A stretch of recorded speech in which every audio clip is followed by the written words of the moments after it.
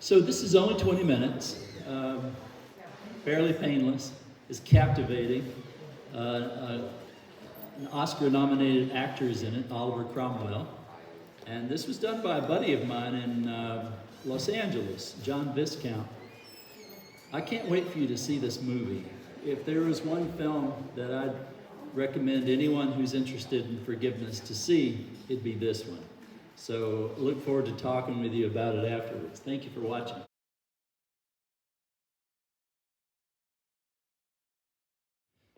Hell, who goes in there? No, it's just a prop.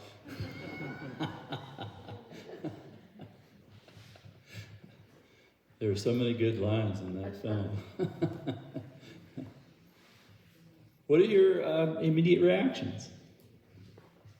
I didn't make the film, and even if I did, you can critique it or say good thoughts about it. It's all up for discussion. The idea is that it's a conversation starter. Yeah? Can you tell me when it was made and where they are on their 1 billion signatures? This was made, I think, about 2007 or 8. So, and I don't know where they are with the 1 billion signatures. You know, it's really interesting. He's working with a woman named Dot Maver. Does anybody know Dot Maver? She ran Dennis Kucinich's political campaign for him, and she now is the director of the Joaquin Phoenix, what's the name of the place for peace and justice out in the Southwest somewhere. Dot Maver is, Dennis Kucinich, ran on the idea of a Department of Peace, and it passed, and then it was rescinded. So, yeah. Yes? I had a cynical reaction to that one, to the amount of people they need for. I'm petitioned out. Yeah, you're petitioned out. Yeah, I get that. I know. How many more emails do we need to get asking you to sign another petition? Yeah, I get it. Yes? I didn't like the fact that they seem to have to reconcile. It's different from what you said. They seem to what? He said, I didn't like the fact that they seem to have to reconcile. Yeah, I mean, he has a different take on forgiveness. Not one that I disagree with. I mean, in this life, we don't encourage people to go back into abusive relationships or oppressive relationships. But in the afterlife, maybe it's all fair game. And, there's an afterlife, maybe it's time to clear the deck. I don't know. That's kind of speculation. I think that's where he was going with it. Yeah. I think it's a very human way of thinking. So spirit would probably think like that. Is that what you would say? She said, I think that's a very human way of thinking. Spirit may not think like that. Would you say more? I don't know. It just came up in my head to say that. So I don't think spirit comes from reason. It comes from unconditional love. Mm-hmm. So there's also unconditional acceptance of it all. And since we are all one, we all have had that experience, and we can all relate to it. Yeah. Yeah, I hear you. That would be a different movie. Yeah, but I hear you. Yes? One of the points is, are we responsible for the actions of our governments? And when we travel with Service, we often point out that we're not. That's one of the reasons we are traveling, so we can be ambassadors and be seen as Americans, not the American government. Absolutely. Yeah, that's a big one. I remember traveling when Trump was in the White House, and it was not quite the reception I'd been used to getting. Yeah. Yes, back here. I don't know if they were trying to make a point out of it, but I kind of agreed with the part that there were people from two different religions Yeah. on the same heaven. Yeah.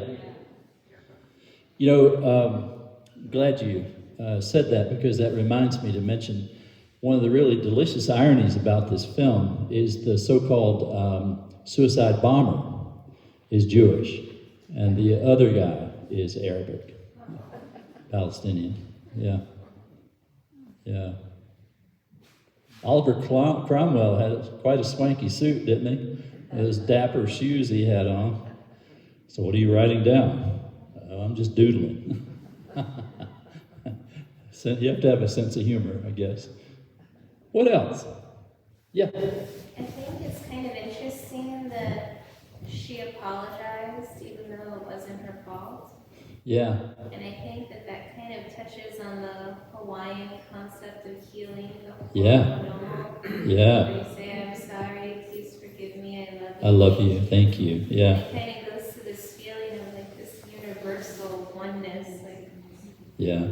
it just, even if you don't think you were at fault, or even if you don't feel you need to be forgiven, it kind of is healing to just say those words. Yeah. And then I also love that this film talks to the heart. Yeah. It tells it in such a way that it reaches you, and you see them both as humans and both as victims. Yeah. And it puts you in their shoes. And Yeah. I feel like it's a different take on the whole conflict. It brings you in there with them. Yeah. Yeah.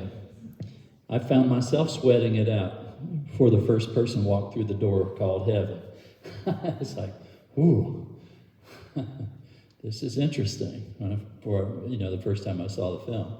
I think it's interesting too that then the next two people that come in are white man and black man. I thought, looking back on it now, that's a stereotype. I think if you were making the film now, it might be, maybe a guy in a Klan robe and an African American. It could easily have been that. Yeah. I almost didn't, and I kind of didn't appreciate that the black man apparently was the one that killed the white man. Is that any?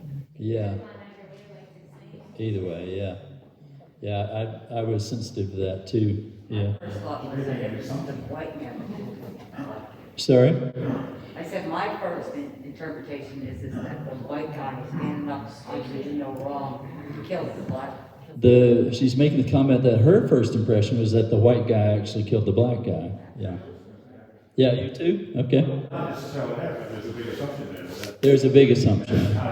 But how arrogantly he walked in. Yeah. Yeah.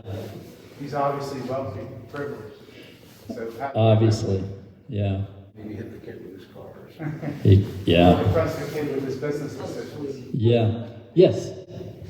Well, the movie was bringing up religion. Mm-hmm. And about 15 years ago, I went to the Robert Monroe Institute.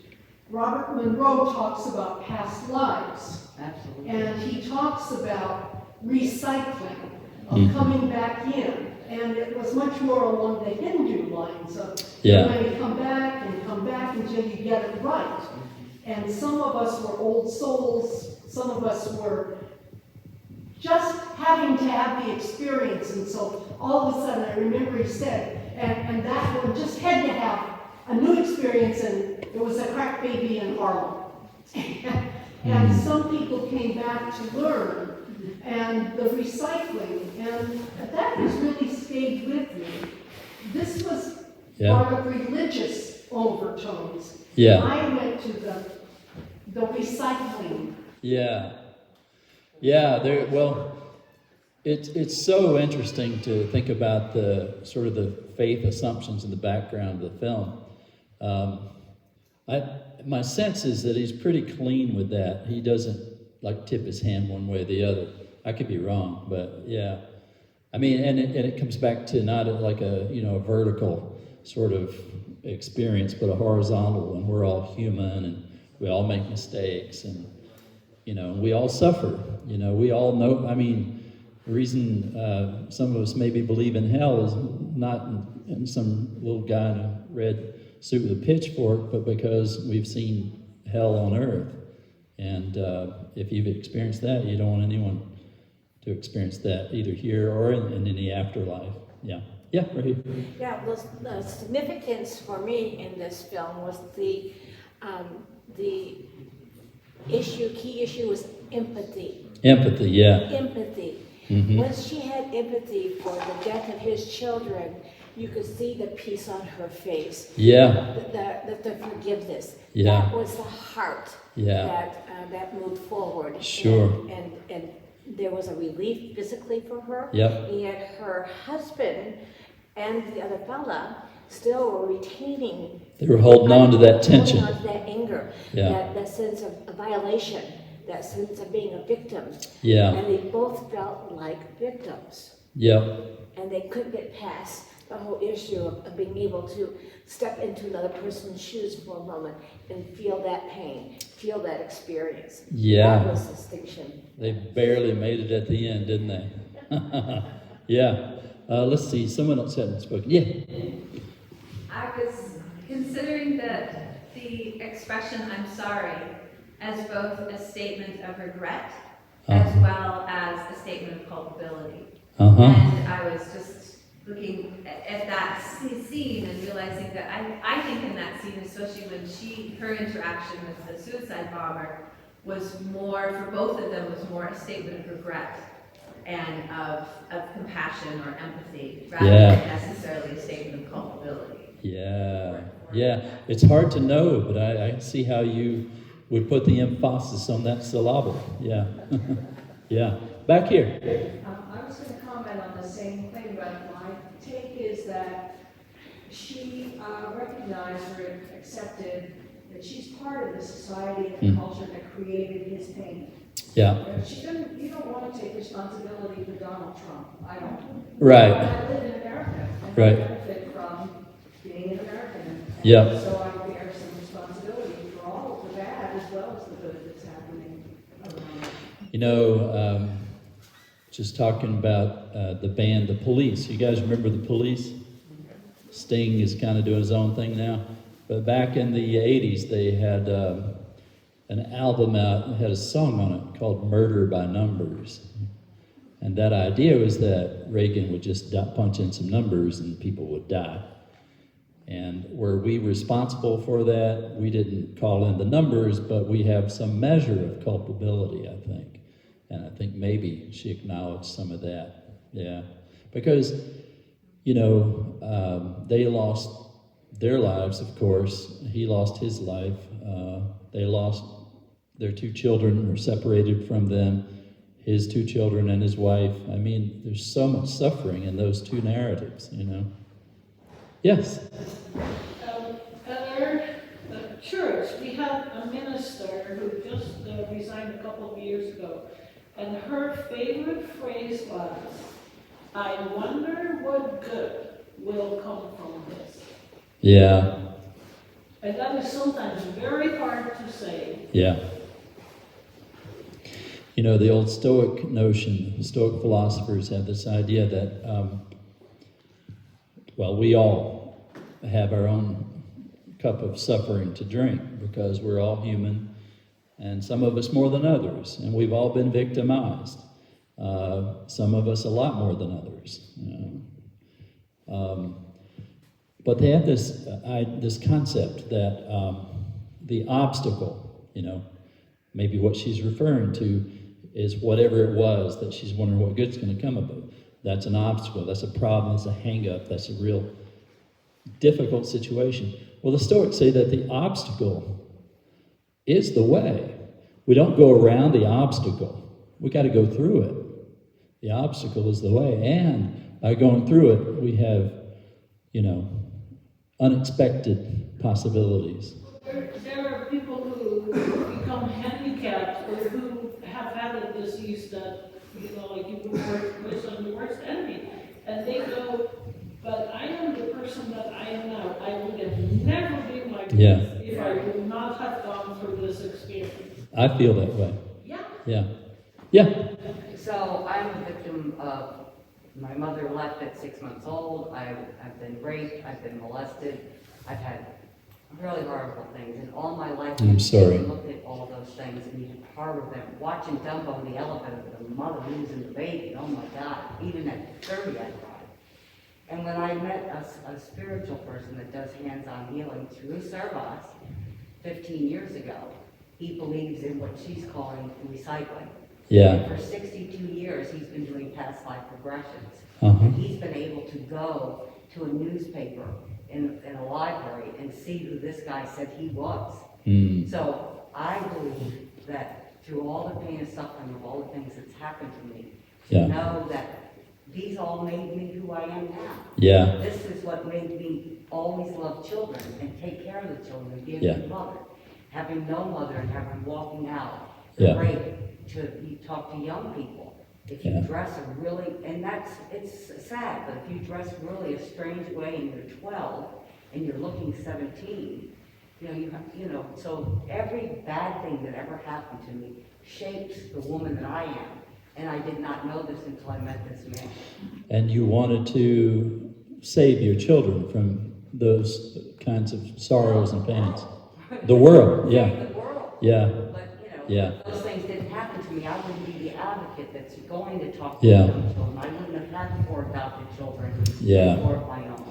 That's a beautiful, radical expression of compassion, you know? Bravo. Yeah. The word compassion literally means to suffer with, compassio, because I acknowledge your suffering. I empathize with you on such a deep level. I suffer with you, and compassion comes from our suffering. It doesn't always. The choice is ours, whether it does or not. But if you believe that this is not Yeah. your only shot, you Yeah. don't sit there and let it harbor on you. Yeah. Once you find out that this is not the end. This is just the beginning. Yeah. And, Yeah. and accept that everything was a learning experience for something that you Sure. need for maybe the next experience. Yeah. And that changed my life. Yeah. And that was through Servos. Yeah, that's beautiful. And even if you don't even go to the past life regression stuff, just in the lifespan that we have, a kite rises against the wind, not with it. So it's those challenges that we face that elevate us, that call forth the best from us, and empower us if we're open to it. But we, like I said earlier, we have choices. And I've had choices in my life, and sometimes I didn't make the right choices.